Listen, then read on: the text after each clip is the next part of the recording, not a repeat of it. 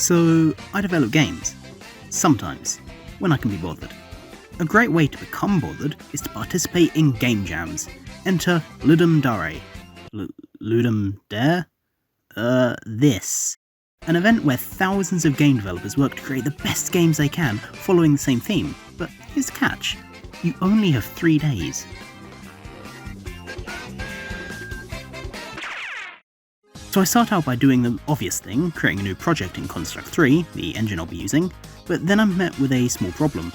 I have no idea what to make. The jam theme is Delay the Inevitable, so I need to make a game with that in mind. My friends and I toss around some ideas, including the excellently titled Nuclear Oopsie, until suddenly I strike gold. A while back, there was a meme about gaining immortality but being chased by an equally immortal snail that would kill you if it touches you.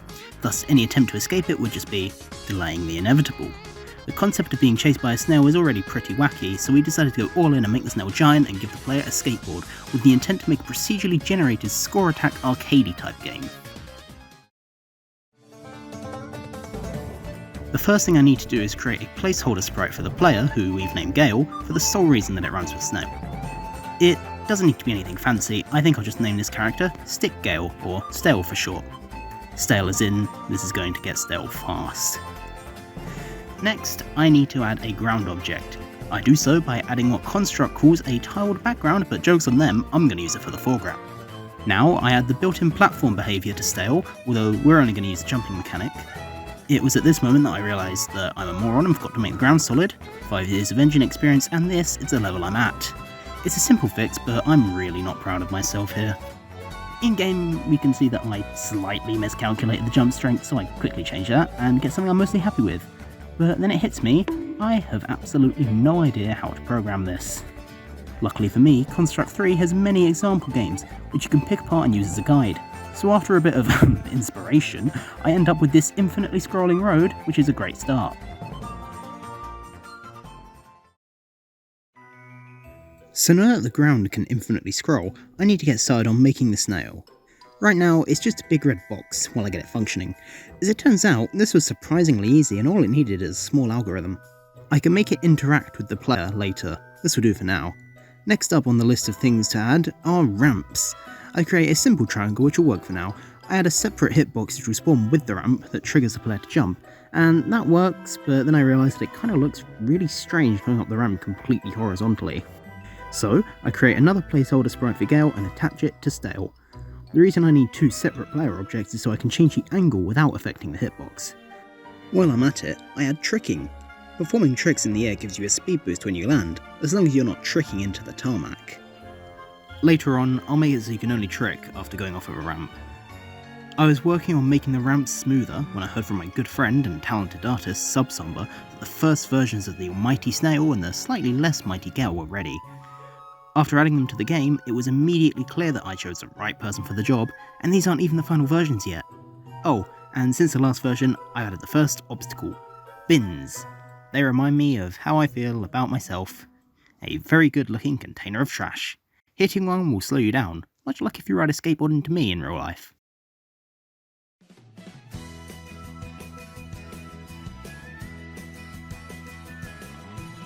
It's the morning of day 2 and I wake up to some exciting news. Subsomber's been working since the crack of dawn and has already finished the animations for Gail and the snail. And she's created graphics for the road and the ramps.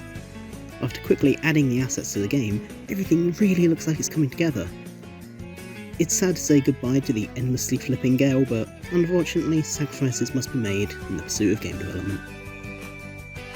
I'd also like to take this time to showcase just how the game works. As you can see, Gail herself never actually moves, she's completely stationary. The ground is looping under her and objects spawn in what would usually be off screen, and are then destroyed when they are fully off screen to the left. You'll have to trust me on that last bit, the game makes sure that the object can't be seen before despawning it, even if you manipulate the camera like this. Okay, so a lot has happened since the last clip.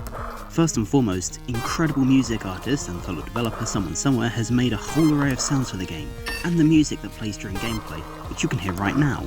What a legend. Subsomber's made a new obstacle, the post box, and started work on the background, and I've added a UI.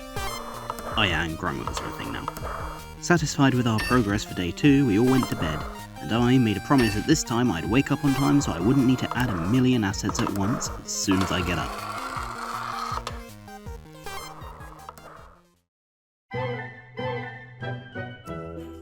I overslept. After adding 1,000,000 assets at once as soon as I got up, the game now has a background, with trees and lampposts that the snail can ravage.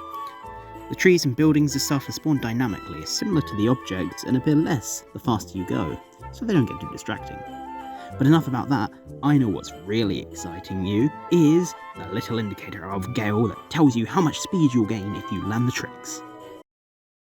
Yeah, okay, Subsummer outdid me on this one. The last part of development isn't too interesting, it was just adding a title screen, tutorial, and some more variation to the obstacles, so I won't bore you with the process. But with that in mind, I'll shut up and show you the game.